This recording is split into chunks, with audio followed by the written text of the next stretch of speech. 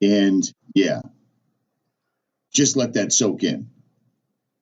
Why did they pick this guy? Why does he have such wacky hair? Why does he say everything is somehow alien? Because it's his job. I got a lot of new subscribers, and for those of you that don't know me, the way I woke up was about 9 years ago, maybe 10 now, I'm not sure exactly. I was watching the History Channel, and they were doing a show on the Belgian wave, and they showed this picture that was taken by a detective or a military officer or something to that effect. And when I looked at it, and after Kodak looked at it and said, this is not a photoshopped image, this is an actual image, I became interested. I'm watching the History Channel. They're showing what is clearly a UFO. I don't know any better, so I decide to look into it. Okay, I look into it even more. TR3B. Now, literally, some of my subscribers have sent me video.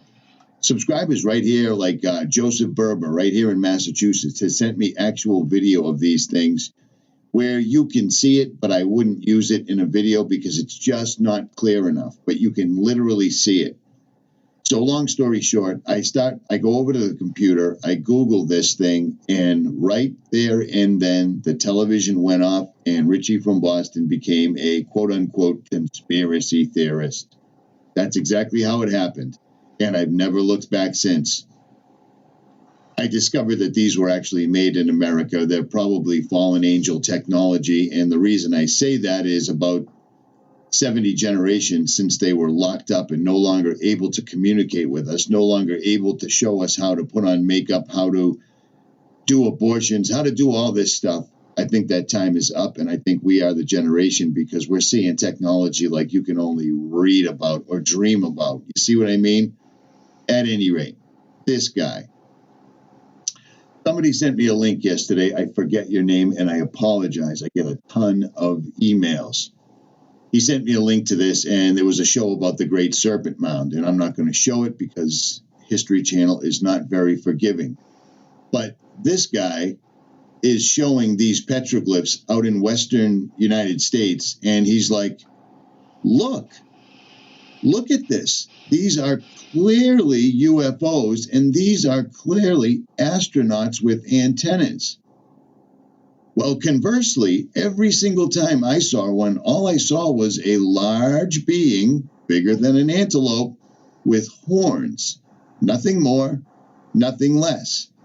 And right next to them are six-toed drawings. Now, that sounds really familiar, doesn't it? Really, really familiar. These are all clearly spacemen. You do realize that before 1940, there really wasn't anything called aliens. None whatsoever. They were simply angels and demons, and people spent their lives carving drawings in tribute to these things. What else can I say? This is from the Great Pyramid. Here's a person, clearly defined. There's a person, and there's another person who seems to be, I'm going to go with, giant. Here's what looks like a lotus flower with a god, a bird-headed god holding it up. And it looks like a light bulb, right? Could be, couldn't be, I don't know. Or maybe this is just a portal coming out of a cube right here with a serpent coming out, as usual. But I digress. I'm getting off track here. So these guys show all these ancient drawings, and they're showing donkeys dancing around with what appears to be a frog. And they totally switch it over to these are aliens. And it's not what I see whatsoever. They're showing, I can't find the images, and I don't want to use the video because I don't need a strike. They're showing the images of horned people with wings always coming out of a spiral. Well, that's queer. Where else do we see things like this? Well, right here at the Great Serpent Mound. It never even dawned on me when I uploaded this video to my channel in 4K, and for some reason YouTube keeps downgrading it to just high def or whatever. But at any rate, it is in 4K. But look at the video. The serpent is not only holding an egg in its mouth, it's swallowing up the cosmic egg, but it's coming out of a spiral. The snake's head is up here, and the snake is coming forward. And again, you can only see this from 600 feet up. It's coming out of a spiral, which would be a portal. Now, according to ancient aliens, this entire place was hit 300 million years ago by a comet going 50,000 miles an hour. I love the arbitrary numbers that these guys come up with all the time. Oh, the comet was going 53,722 miles an hour. It was made out of lithium, iridium, and uranium, and it hit 317 million years ago at 2 o'clock in the afternoon, and everybody was very sad. We were there. On the other side of this, there's a creek right here, and we were down there looking at rocks. We found nothing insanely unusual. I did grab a couple of rocks because we collected rocks all over the country. You know what I mean? But according to ancient aliens, if you go to the Great Serpent Mound, your compasses go off the charts. Well, if you saw me at Gravity Hill, we had the compass out. This is a real deal United States military, highly radioactive, because it's got tritium in it, glows in the dark, standard compass. I brought it here, and I found nothing like that. So that kind of debunks what they're saying, but everything, this was done by aliens. It wasn't. These guys are simply and only covering up our true history, and they have to, because they can't talk about giants. They can't.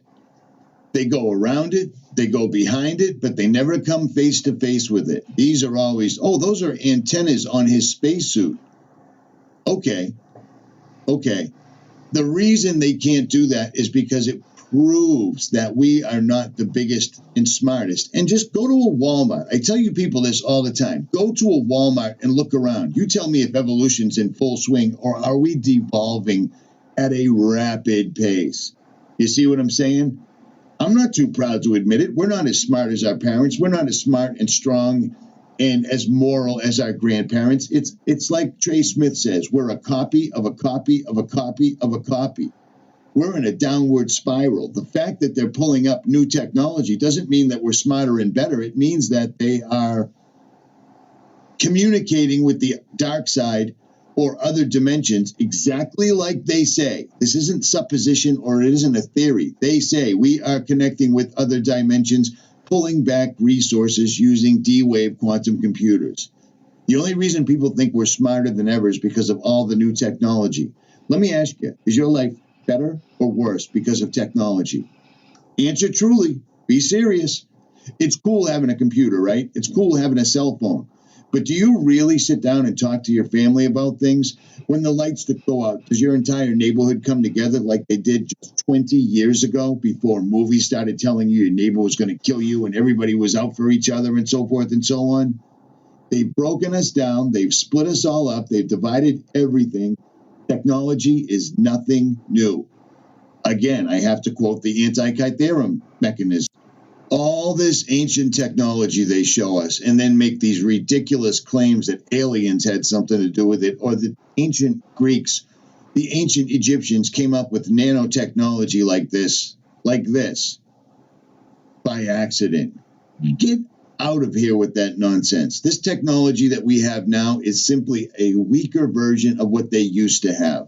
That's why we have remains and remnants all over the planet, like these in India, carved out of a mountain that goes straight underground, all one solid piece of rock. Yeah, we were real idiots back then. We just figured out how to look at this. Look at this. It's carved out of a mountain. They started with the mountain, they carved into it until there was a temple left standing. This is amazing, unbelievable stuff that we cannot duplicate today. Look at this. Look how intricate it is. And what were these for? Worshipping their gods. Worshipping their gods. According to the book of Adam and Eve, in the cool of the evening, God would come down and walk with Adam. You wouldn't build a temple to a god unless you actually bumped into him or he was standing close by watching over you. You see what I'm saying? Our entire history is a lie. Evolution is Sensical. And yet it's carved on the side of MIT right here in Boston. Really? Really? Science? Facts? There are no facts. There is no science to Darwinism. There should be millions of missing links everywhere. There should be bones of things turning into other things everywhere. But in the real world, that would never happen, because if a dog decided to turn into an elephant while he was halfway done with it, a lion would come by and eat him. Richie from Boston. I am out.